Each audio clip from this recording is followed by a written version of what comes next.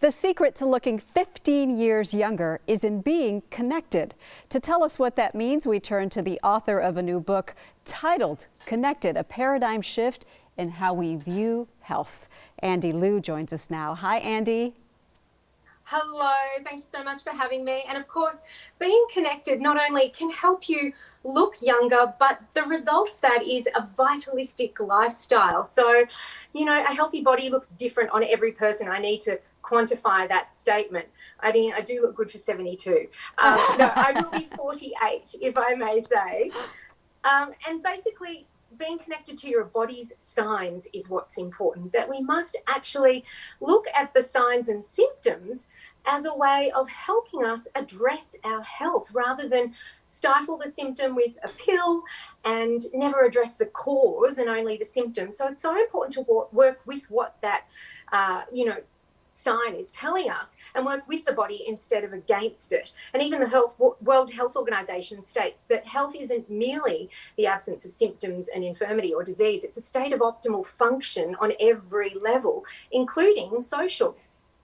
But how do you do that? I mean, I understand what you're saying, that you have to be in tune with your body and kind of say, okay, something is out of place. But once you do that, what is the next step? Well, I guess it all leads to living a toxic-free lifestyle.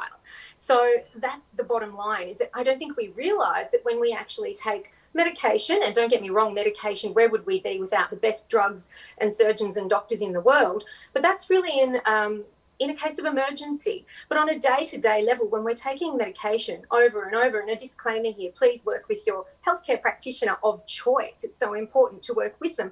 But ultimately, just taking a headache, tablet, for example, every single day isn't good for you, because it actually disrupts your gut health, your nervous system health, and eventually can also medication can disrupt sort of hormones and things like that. So it's all about getting the body back to balance after we've had to have medication, with not only prebiotics and probiotics, but gut healing protocols and also nervous system interference removal through things like quality chiropractic care.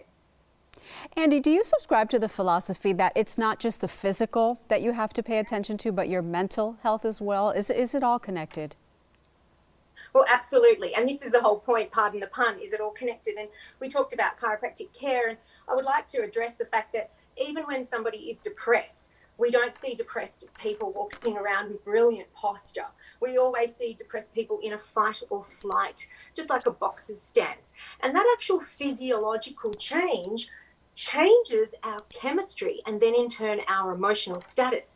So by addressing the posture, absolutely, it changes our mental state. So one of the things that we forget to address in our holistic look at health is things like our structure, which is absolutely crucial.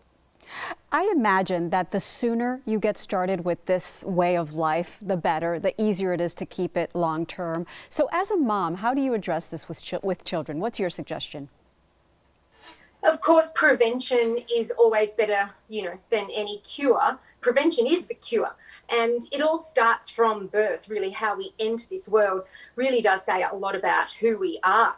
And even having the ability, if possible, to have a natural birth, a connected birth, breastfeeding and beyond. Some of us aren't even having the opportunity to do that, but co-sleeping safely and all of those things help the parts of the human brain to integrate properly and develop neurologically in a way that we're designed to. So I don't know if most people know this, but we have the rational part of the brain, the mammalian part of the brain, and the reptilian parts of the brain. And those three parts of the brain aren't fully integrated until about the age of 5 or 7. So even just things like attending to your child's cries and not leaving them to cry to sleep helps that neurological development until about the age of 5 to 7, when they can start thinking with the rational part of the brain.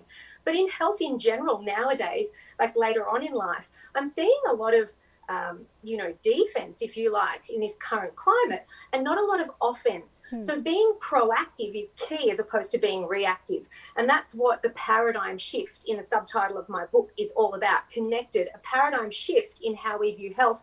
And that's not waiting till it's broke to fix it. It's about being proactive where possible instead of reactive. It's fascinating. Thank you so much, Andi Liu, for joining us. Super timely book, especially now that we're all getting reconnected after COVID.